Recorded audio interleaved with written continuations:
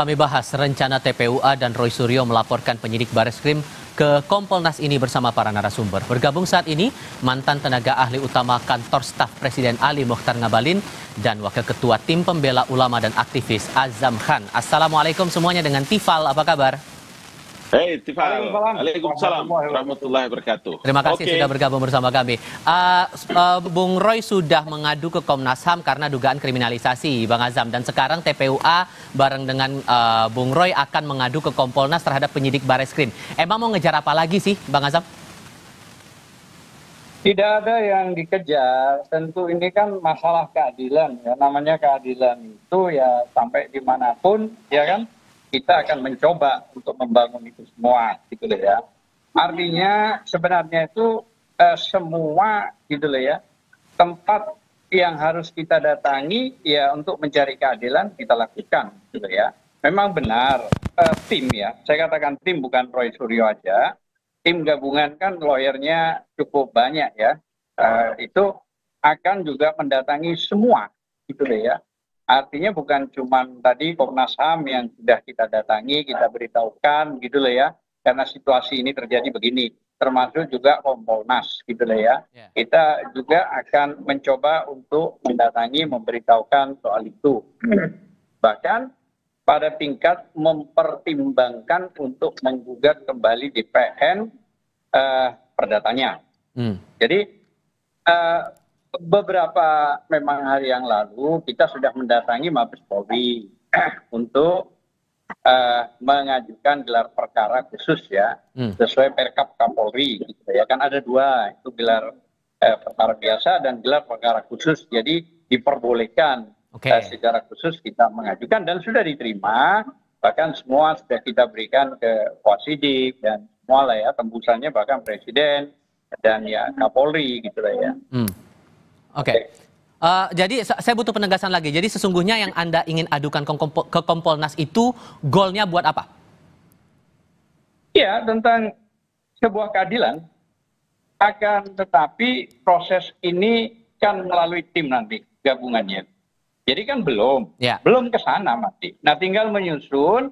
Saya tidak juga menjustifikasi sekarang ini apa, tapi yang jelaskan soal masalah ketimpangan apa yang begitu cepat ya diumumkan oleh Mabes Polri soal masalah identik. Padahal identik itu kan tergantung identiknya, kalau sama KW ya sama KW kan begitu. Kalau identiknya sama yang asli ya harus diserahkan, dan itu pun juga harusnya kalau sesuai Perkap itu kan kalau barang bukti itu kan disimpan, tidak boleh dikembalikan. Gitu ya. Tapi kan fakta itu berbeda.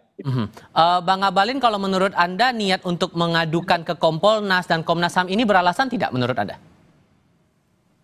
Ya, yang paling pokok sebetulnya itu sekarang adalah Bang Azam ya, ini ahlan wa sahlan, harus kabarkan kepada teman-teman mempersiapkan segala hal-hal yang terkait dengan apa yang menjadi laporan terhadap pencemaran nama baik, fitnah dan macam-macam. Itu aja sebetulnya. Jadi kalau hari ini kemudian ke Komnas HAM, kemudian ke Habib Rizik, kemudian ke toko-toko sana, toko-toko sini dan lain-lain, itu namanya tidak siap. Jadi sekarang begini Zam, ingat baik-baik ini. Kan sekarang karena Pak Jokowi itu merasa dia difitnah, kredibilitasnya sebagai seorang tokoh di Republik ini dihina, dihujat, dicaci maki, maka sekarang beliau kan melaporkan tuh ke polisi. Maka teman-teman harus mempersiapkan itu. Apa yang menjadi tuntutan, kemudian bagian yang mempertanggungjawabkan itu. Jadi kalau begini cara kawan-kawan ke Komnas HAM, ke toko ini, ke sana, kemari, itu nanti penilaiannya tidak bagus. Itu juga sebabnya kenapa kita harus memenuhi undangan Kompas TV atau teman-teman. Kenapa? Karena saya terus terang ingin mengatakan bahwa ini kan sudah terjadi efek kebenaran ilusi ini. Kebohongan yang berulang-ulang itu menjadi kebenaran. Kasihan masyarakatnya. Bayangkan, indikator politik Indonesia itu kemarin melakukan survei itu kan 66 sekian persen loh yang tidak percaya kalau Jokowi Presiden ke-7 itu melakukan pemalsuan atas ijazahnya. Dan menurut Anda 19%. bukti apa yang selama ini tidak kuat dibuktikan oleh teman-teman TPUA? Iya dong, karena kan mereka yang menyebutkan bahwa ijazah Jokowi itu kan palsu. Kalau mereka menyebutkan ijazah Jokowi itu palsu, maka dia harus bisa menunjukkan ini loh yang benarnya. Yang ada di tangan Jokowi itu palsu, ini loh yang benarnya. Kan begitu, dalilnya kan begitu.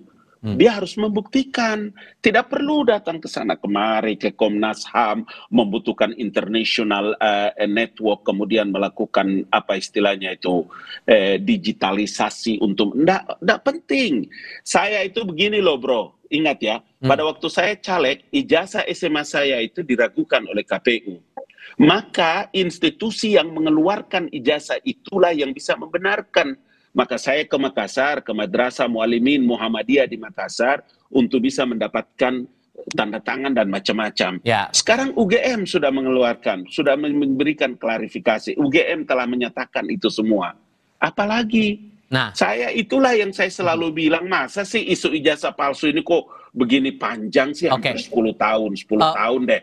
Bang Gitu Azam, maksud saya. Bang Azam dianggap tidak siap, pembuktiannya tidak kuat, ditambah lagi Pak Jokowi bilang kalau udah nggak percaya sama Barreskrim, mau percaya siapa lagi? Gimana ngerespon itu? Ya, bagus itu. Ini bukan persoalan itu, jadi yang paling penting itu, kalau ini dianggap sederhana, apalagi tadi Bang Ngabalin bilang nggak usah ke sana lah ke sini. Lah kalau nggak usah ke sana ke sini lah kan memang kenapa sih kalau datang ditunjukkan, nggak usah pakai pengacara, begitu banyak, nggak usah juga ke Barreskrim. Udahlah, orang sekarang Jokowi Presiden itu mulai dari wali kota 2 kali sampai gubernur dan ini sudah 20 tahun lebih, sudah artinya dipilih oleh rakyat. Apa susahnya memberitahukan kepada publik tentang ijazahnya? Misalnya dikumpulin semua di satu tempat lah, mau di Hotel Borobudur, mau di mana terserah, panggil semua ahli IT, panggil semua jurnalis untuk inilah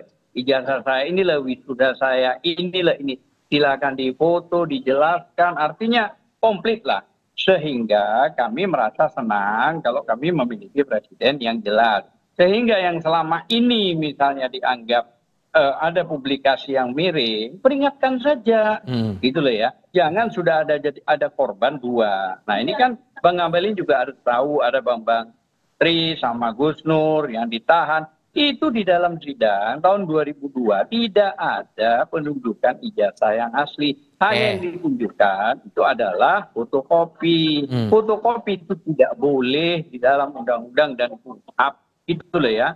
Makanya ada lagi yang lebih ironis, di pasal 10 Undang-Undang 31 tahun 2014 tentang perlindungan saksi dan korban, itu disebutkan jika ada laporan tindak pidana, itu harus diselesaikan dulu, gitu loh ya, sampai inkrah, baru laporan itu diterima. Lah kalau misalnya sekarang belum apa-apa, sudah ada laporan, terus laporannya cepat, tidak berbeda dengan laporan Bang Egy, tanggal 9 itu, Desember, sampai sekarang masih lumat, belum LP, malah dikeluarkan SP 2 lidik, diberhentikan gitu loh ya, penyidikan itu. Nah ini kan jadi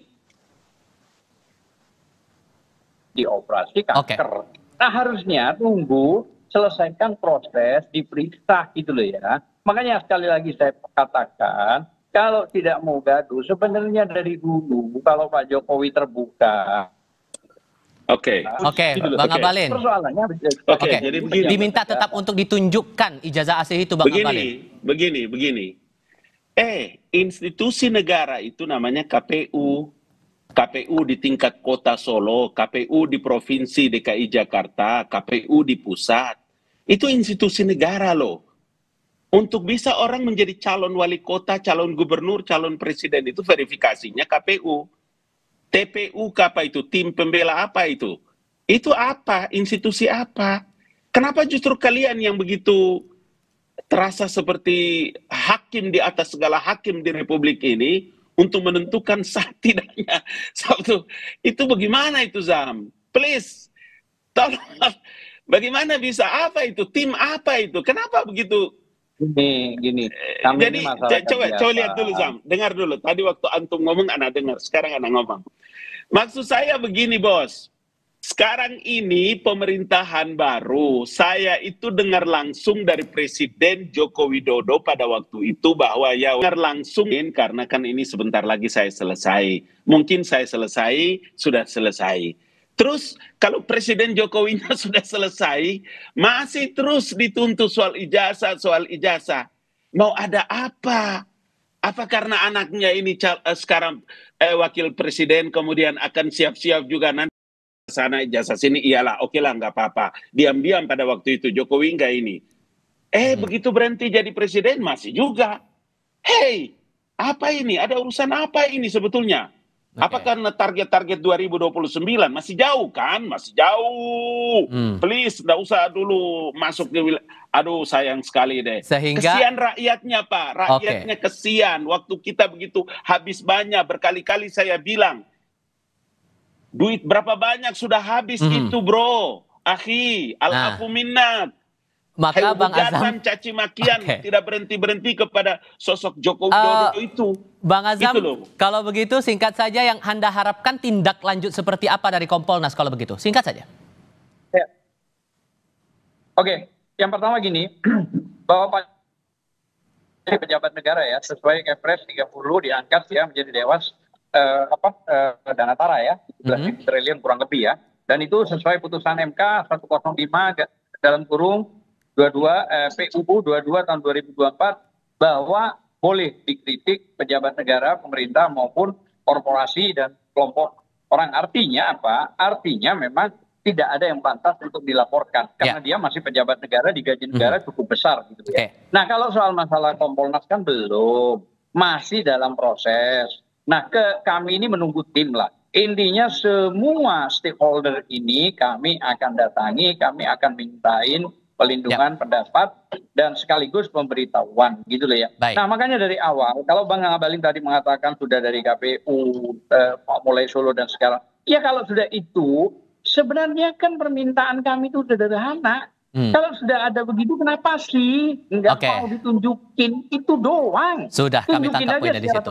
Semua orang jurnalis panggil. Baik. Saya kira begitu. Terima kasih. Bang Azam dan Bang Ngabalin, terima kasih sudah berdiskusi bersama kami. Sehat selalu semuanya. Assalamualaikum. Ya, Waalaikumsalam warahmatullahi wabarakatuh. Terima kasih Bang.